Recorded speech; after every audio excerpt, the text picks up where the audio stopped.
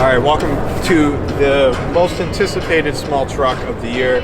I know the Ranger Raptor's not coming to the States from what I hear, but we got the Bison.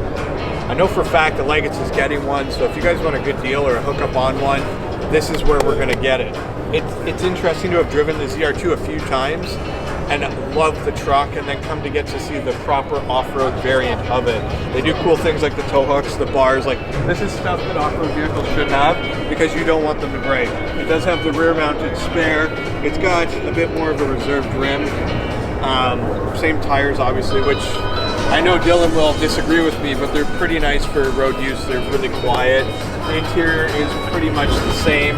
Same roll bars on the side, which I'm pretty sure would take one mediocre kid, but nothing too over the top. Bring you around the front here.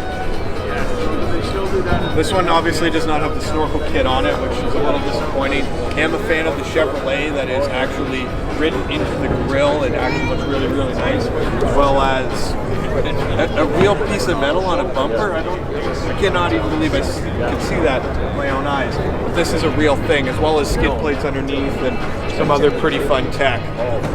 I'm pretty impressed with this truck. I'm very, very excited. It looks like it's got bigger wheel arches too, which again, just a little bit more aggression. Pretty excited to get it out on the road and see how it goes, so stay tuned for a review on that.